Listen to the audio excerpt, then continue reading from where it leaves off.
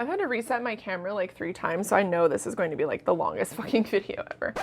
Hey guys, what is up and welcome back to my channel. As you guys can tell from the title of today's video, we're going to be doing a Q&A. I hit 7,000 subscribers, which is a number that I never thought that I would hit.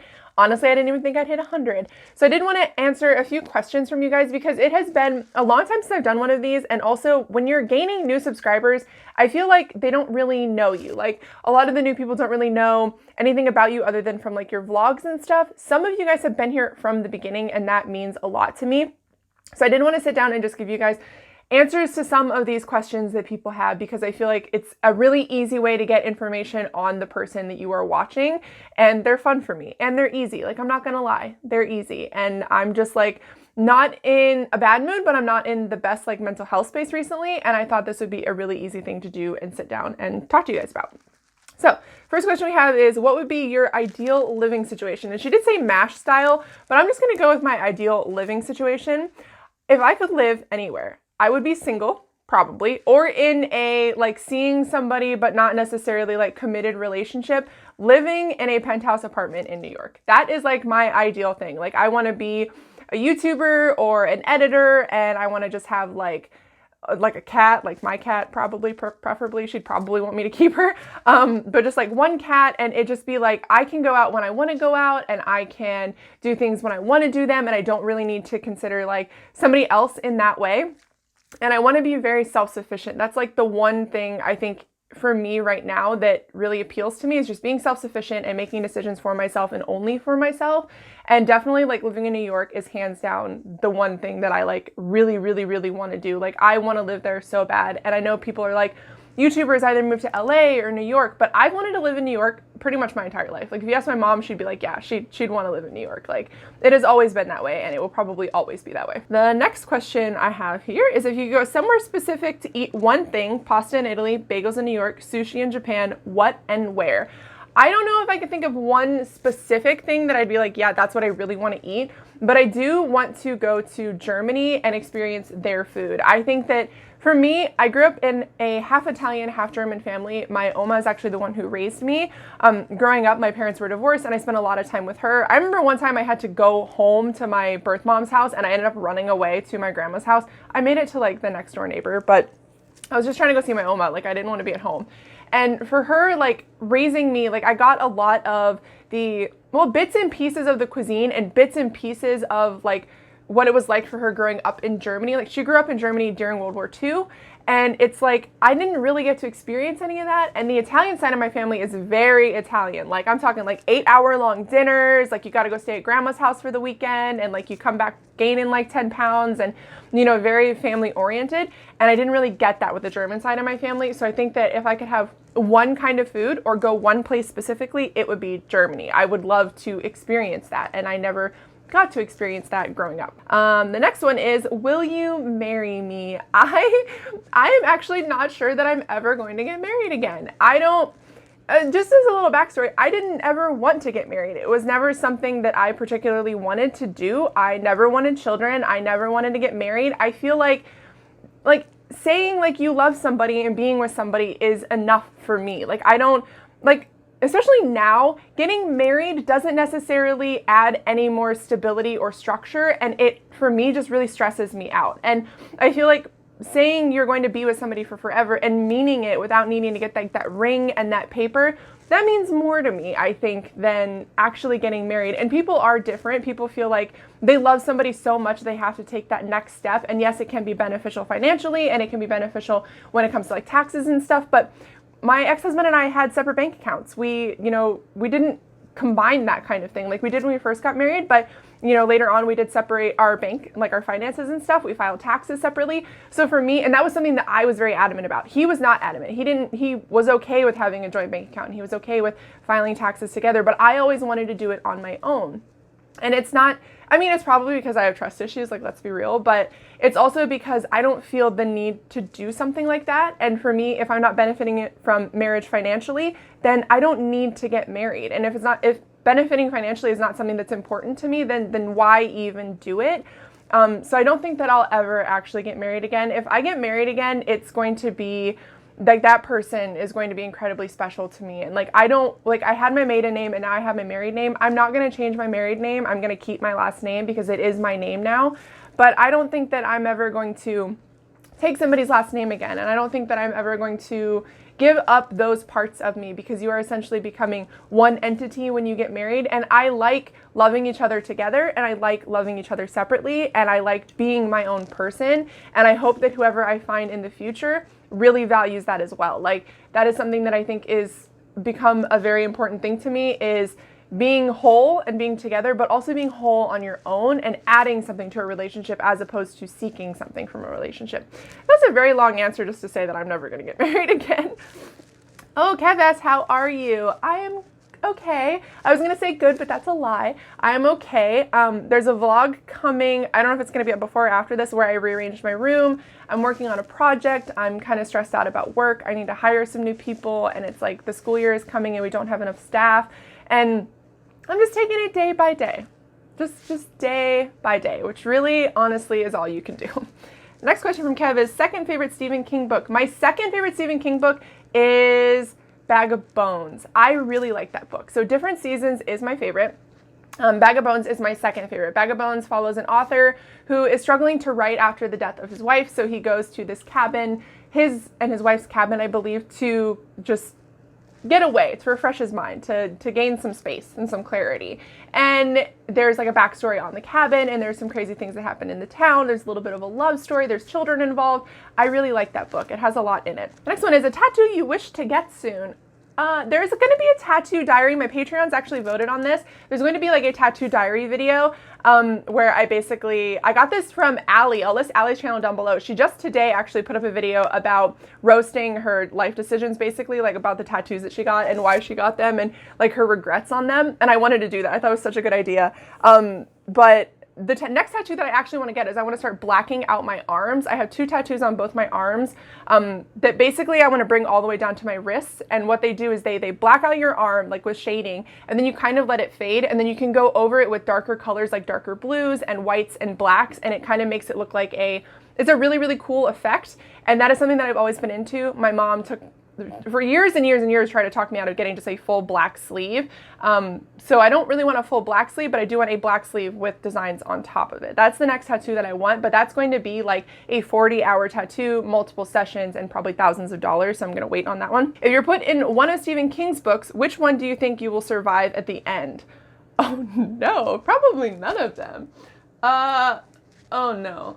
I guess I could go with, I would go with Needful Things, because Needful Things is about a man whose name I can't remember, even though I absolutely love that book.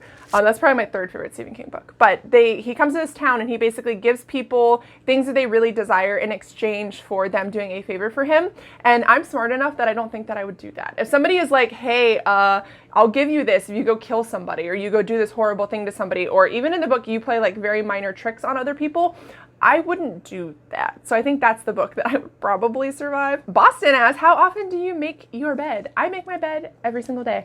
The only time I ever don't make my bed is if I went to bed super late because of work and have to immediately wake up and go back to work. And I know Thursday nights, I get off work at 1 o'clock in the morning. Friday mornings, I have to be back up by 9:30, 10 o'clock to go back to work, to be there by 10:45. And on those days, I know that after my shift on Friday, usually I'm off at 11, I'm going to come home and just go right back to bed, so I won't make my bed. And usually on those days, I just keep my door closed so like my cats don't walk all around in my bed.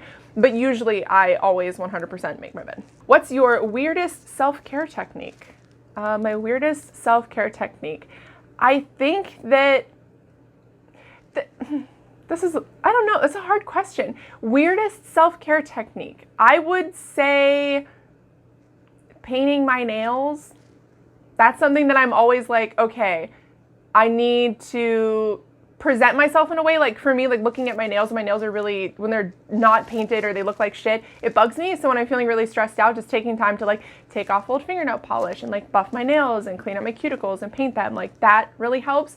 You'll never see me without fingernail polish, or it is playing video games. I guess that's kind of mainstream though, but that's the weirdest one for me. Like when people think like, oh, self-care, they think like bubble baths and face masks and going for a run, and mine's like, I want to lay in bed with Oreos and like play video games. That's like my favorite. If you had to pretend to love a book you actually hated for the rest of your life, what book would it be? I guess I would choose A Court of Frost and Starlight or something by Sarah J. Maas. Like, I loved A Court of Mist and Fury. I didn't really like the first one. I really loved the second one. Hated A Court of Wings and Ruin and didn't like A Court of Frost and Starlight. But I guess I would choose those because it'd be easy to, I don't know, like, put myself in that position. Like, it'd be easy to make friends that way because a lot of people like that book, but I absolutely hated that book. This is, how do you keep motivated even on lazy days? I don't. When it comes to lazy days for me, they actually cause more stress than they do like comfort. I know a lot of people are like, oh, I'm gonna have a lazy day and I'm gonna relax. All I think about is the 10,000 other things that I should be doing, so that doesn't really apply to me. But when I am lazy, I'm just lazy. Like, if I'm gonna have a lazy day, like a no guilt kind of lazy day, I'm not going to think about anything other than like playing a video game or, you know, eating snacks or just like binge watching television shows. Like, I don't really like stay motivated on those days. I think the hardest thing is to then become motivated after a lazy day. Like, if you spend a whole day being lazy and the next day rolls around and you're like, wow, I had a lot of fun yesterday, but there's so much that I have to get done today. You're like, well, I could just have another lazy day. That's the hardest thing. And the reason that I keep going for that is honestly like you guys and like having videos up and having content and trying to be present. And it's hard, but it's like I get such a reward out of doing that that it makes it a little bit easier for me. Jean asked, do you and your family, I can't talk. Do your family and friends watch your YouTube channel? Yes, they do. All of my friends, like my roommate, my coworkers, like my brother-in-laws, my ex-brother-in-laws, my other coworkers, my mom, my dad, like everyone who knows me knows that I do this. Like, I don't try to keep it secret. I think I did before I hit like 1,000 subscribers, but even like the people that I know that I go to like my Starbucks, they know that that's what I do. And, you know, people at work will catch me doing updates, like reading updates in my car. And I don't try to hide it because I'm really proud of it now. And even now, like I feel like an imposter. I feel like I shouldn't be here. But just getting encouragement from them and them hearing about what they thought of a video or, you know, something that happened in my life that I vlogged, like that makes me really happy, and that's really what keeps me going. So it's really easy to continue to make these videos and continue to let them watch them and talk to them about them because they're really important to me and they're something that I really enjoy doing, and I know that they love me and therefore also love my content. All right, the next question is from Jessie, and they said, why are you so pretty? I'm not. I guess genetics, if you can consider me pretty. I'm not ugly. I don't think I'm like absolutely gorgeous. I think it's nice to think that you're really pretty, and sometimes I'm like, wow, I'm having a real good hair day, I'm having a real good skin day, but I guess it's just genetics. Like, it's really weird though, because neither of my parents are like absolutely like 10s or anything, but my birth mom looks really young. She's only 47, but she looks very, very young, and my birth dad is 51, and he also looks pretty good for his age. So I think it's just genetics, honestly. I think it's like all that Italian blood in me. Amanda asks, when will I finally see your beautiful face in person? Whenever my ass makes it up to Michigan. It's really like, I've never been to Michigan and I really want to go because honestly, like, it's so close and there's so much to do up there that you can't do in Ohio. Like, there's so many like lakes and stuff, and I'm like, I need to go. I'm really sorry. I'll get on it, I promise. And then we have, I'll be boring and ask, how many pets do you have? What are their names? How old are they? And which one is your favorite? So I actually have 3 cats. One of them lives with me, 2 of them live with my ex. We're trying to get to a situation where when I move out, maybe I'll take the other ones because I really love them. They're all named after Skyrim characters or Elder Scrolls characters. So we have Ulfric, who is named after Ulfric Stormcloak. He is 4 years old, I think. And I'm not really good with ages. Half the time I forget how old I am. But he is 4. And I love him and he's adorable. I'll put a picture here on the screen of him. He's just the best. And then we have Debella, who is 6 years old. She is Azura's sister. So Debella is a tabby cat. She is probably the most cuddly of all of them, but she is also the rudest. Like, she will fight the other cats. Like, you'll be sitting there, like a cat, like a lot of the time Ulfric will go to do something, you'll be like, Ulfric, no, and you'll yell at him, and Debella will go over and start wailing on him. She's very protective. She's very adorable. She's actually the cat that had stomatitis and we had to remove all of her teeth. So she actually only has her canines left. And she's wonderful, but she's also like begs a lot for food and yells outside the door. She's the most, I guess, stereotypically cat-like. And my cat, the one that I consider mine, the one that I took when I left, is Azura. I'll put a picture of here. You guys have seen her in videos and stuff.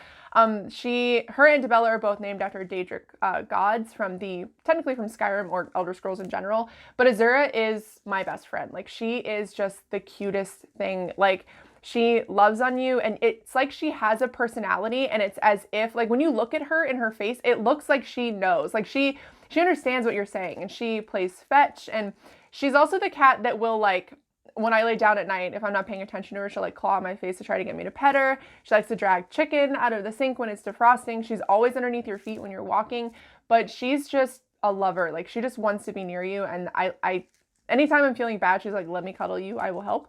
I would say she's my favorite. I feel bad saying that, but the other two were always more attached to my ex-husband, and Ulfric is probably second favorite because he's just a lover, but Ulfric and Debella, I am severely allergic to. Like, I get itchy and sneezy, and like my eyes get really swollen, and it's really bad, but I do love them a lot. It's like Azura is definitely my favorite, but honestly I think that it's like by a margin. Like, I love the other two so much, and not having them here all the time is really hard on me, but I definitely think that Azura makes it a little bit more tolerable. Also, my roommate, I'll put his cat here on the screen. Her name is Sparkles, and I adore her, and she is just the best. Like, she, like, when I come home is like, hey, you're here, love me. Like, she'll, like, run around your feet and stuff, so I think she also makes it a little bit easier to not have the other two here. The next question is, what's the best sci-fi book you've read this year? What's one book you think everyone in the world should read? Best sci-fi book I've read this year. What sci-fi books have I read this year? I'm gonna pull up Goodreads real quick, and let's see. Let's see if any of them pop out, like, right away, if Goodreads loads. Okay, so sci-fi books I've read this year are Aurora Rising.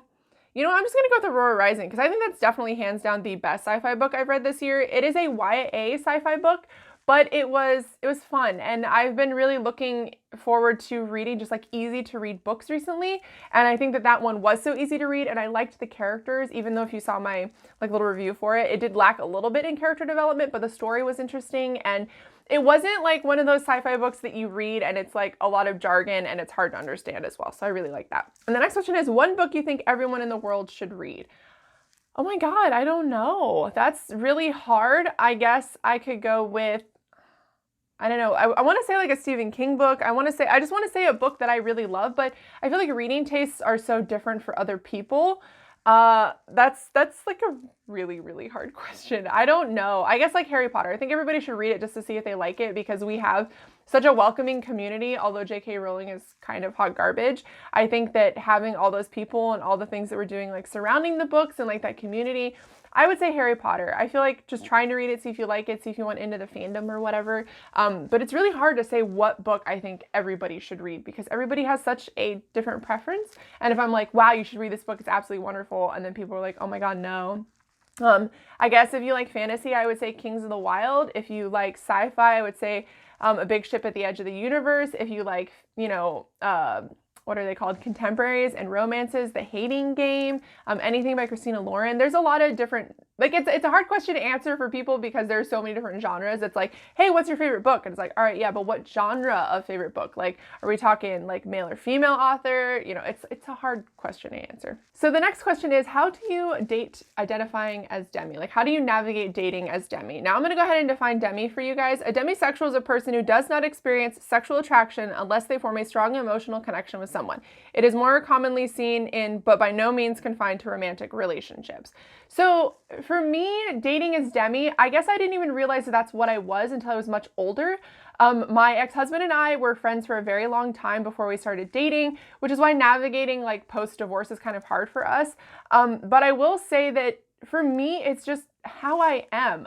The first person I ever fell in love with was my best friend Megan, and I didn't even realize that I was really in love with her till I was a little bit older.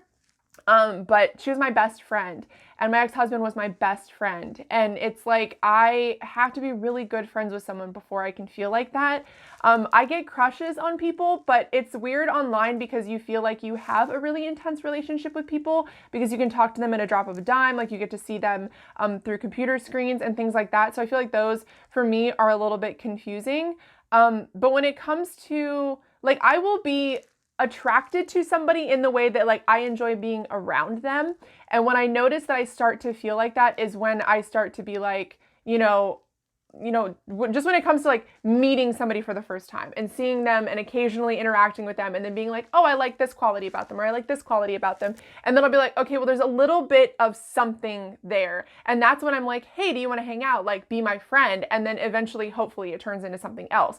I'm not the type of person who can just go to a bar and meet somebody and will date them. Like, I'm the type of person who has a ton of friends and not a whole lot of really those kind of romantic relationships, because it takes a lot for me to even feel like that. And so when it comes to that, it's like, I date a lot of my friends. I date a lot of people that I've been close to. I date a lot of people where I know things about them. So when it comes into like actually dating, it's a really easy transition. When I started dating my ex-husband, he actually moved in like the next day. He was going away to boot camp, I think a month later, and he stayed with me that entire month because I felt so comfortable with him because I'd known him for so long. And that's always how it's been for me. Like, if I'm not friends with you, I'm not just going to casually date you. I tried to casually date when I was much younger, and it was incredibly awkward, and it made me feel very, very uncomfortable. What kind of YouTube legacy do you want to leave for future generations? Scott's asking the hard questions here.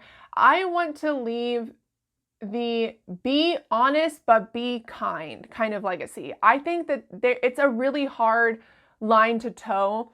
But being honest, I think, is invaluable, but I think being kind is even more invaluable. I feel like a lot of the times the whole, if you don't have anything nice to say, don't say it motto really sticks with me. I feel like if you want to be, like, I posted something about this. It's one of my most popular tweets. I'll put it here on the screen for you guys, but I don't like people that are super negative, and I don't like people who are dogging things to dog them to gain like exposure and stuff, and I never want to be that type of person. I want to be that type of person where when somebody says something negative about me, I want people who know me or people who have interacted with me to be like, that is not something that Jess would do. I want to leave that kind of legacy. I want to leave a kind but also honest legacy. I want people to know me. That's something that I've always really thought about when it came to being online and starting, my YouTube channel and starting to like my Instagram and like doing all of that. I wanted it to be that people really knew me, and I wanted people to know me as honest, but also as somebody that is really kind and like genuinely cares and genuinely loves you guys. And that's really, really important to me. Sorry, I'm getting all dry. Oh, somebody else asked how I am. Still okay. Would you punt a planet into a star? It really depends how far the star is from us, because I feel like that would have some like cataclysmic like repercussions. Oh, Kate asked, if you could travel anywhere in the world, where would you go? I want to go to Japan really badly. I love the culture there. It's weird though, because I worry about like appropriation. I really worry about finding, like, I really like anime and I really like manga and I really like, like K-pop bands, but those kinds of things are so different from me, and I really worry about like, there's like so many like kawaii like YouTubers and stuff, and I'm not a fan. I feel like it's okay to like something, but you're really trying to take like a culture over, and I don't really enjoy that. But I would love to go to Japan just to experience it, like to experience the people. I hear the people are really nice, and I hear the food's really good, and it's just the type of city that I think that I would love to be in, like is Tokyo. I really want to go. That's like top of my bucket list of places that I want to travel. Next question is, if you had to marry the last person you texted, would you do it? The last person to text me is my roommate, and no, because I don't want to get married again.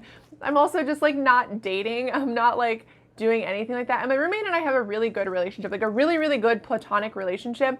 And I value it over anything right now, because I've always had, especially somebody that is demi, I've always had people in my life, like friends and stuff, eventually be like, oh, by the way, I like you. And I'm like, I don't feel like that. And it's really weird because, this sounds really like, I don't know, like self-centered. Every single guy friend that I've always had has eventually been like, I want to date you. And I'm like, I don't want to date you though. Like, I'm not interested in that. My best friend growing up, well, in like high school and into like early adulthood, actually stopped talking to me when I started dating my husband or my ex-husband, because it was like, he was so upset about it and I didn't know how he felt. And it was like, not that I would have ever dated him, but I lost a really good relationship because of feelings like that. So I really do value that my roommate doesn't see me like that, because it's like the most important thing to me right now. Like, he is my support system, and like, we live together, and it's like, you know, he sees me on a daily basis and we work together at the same time. And to have like that platonic relationship that doesn't stress me out from a male in my life is really important to me. And it's like building up like trust again, after like my divorce, and it's building up, you know, just like like how I'm feeling and how I feel about myself. So I really value that. So no, I wouldn't marry him. Oh, any tattoo regrets? Literally almost all of them. A book everyone's excited for that you're interested in? The Right Swipe. I'll put a picture here. Everybody's talking about this. This is for the Dragons and Tea book club.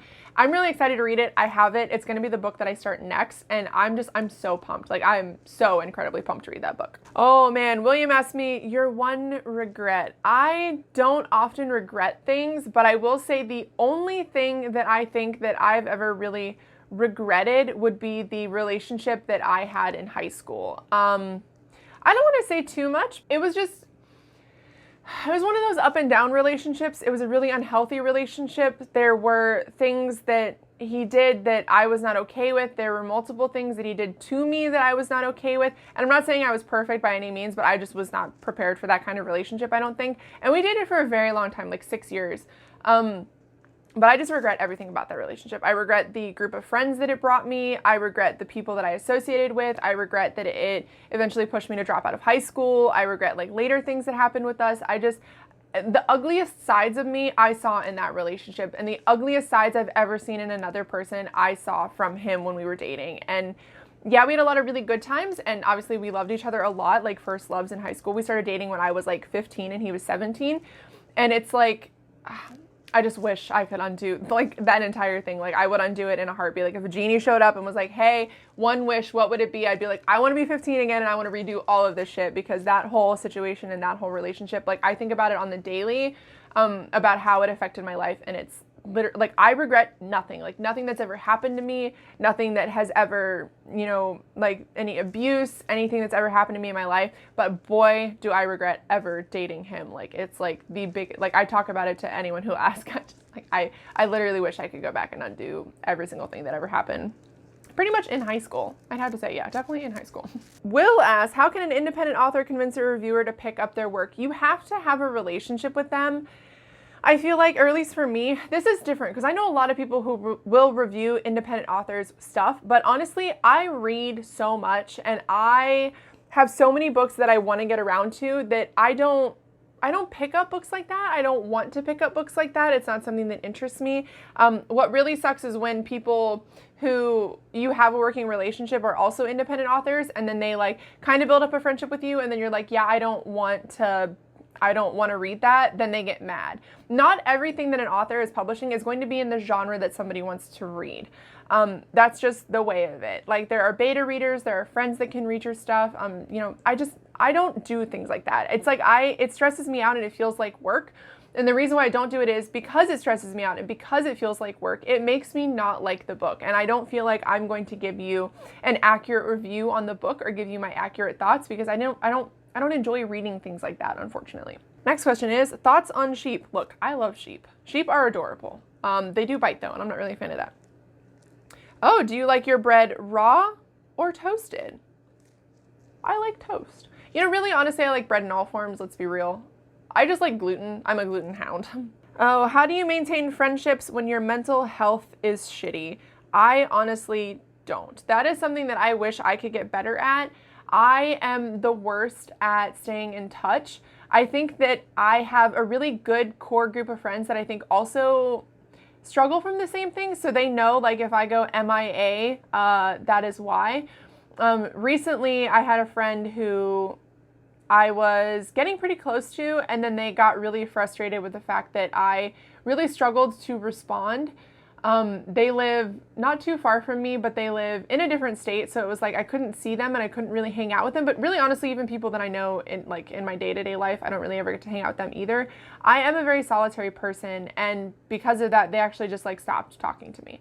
And it's like that kind of stuff when it happens, I can't be mad at the people who do that, but it is really hard to maintain those friendships. And I think that it takes, like my best friend Rosie and I don't see her or talk to her for like months at a time, but when she texts me or I text her, it's like nothing ever changed.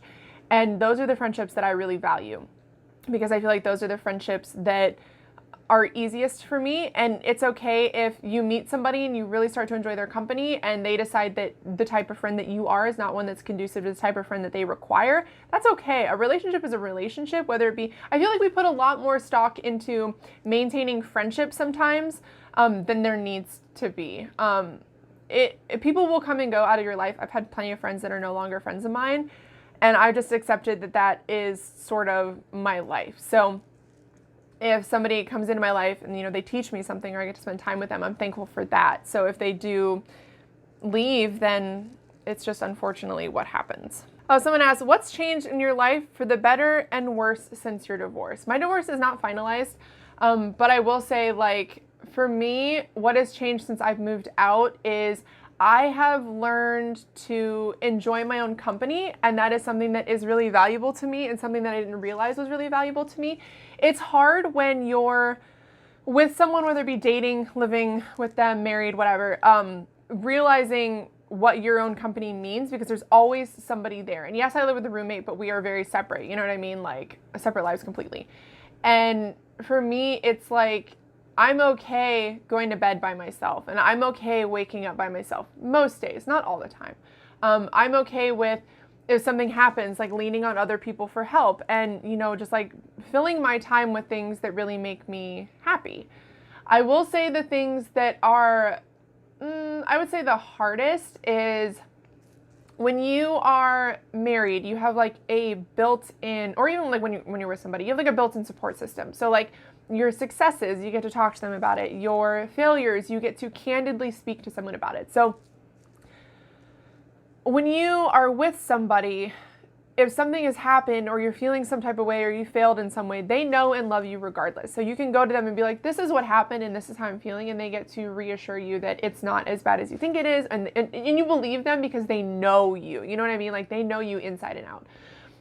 So that's definitely the thing that I think I miss the most. But you can get that from a friend. You don't really need to get that from like a significant other. So the next question is, can you tell something about your family, birth parents, adopted parents, and heaps of siblings? So I'm one of 9 children. I have 4 brothers, Shane, David, Kenny, and Otto.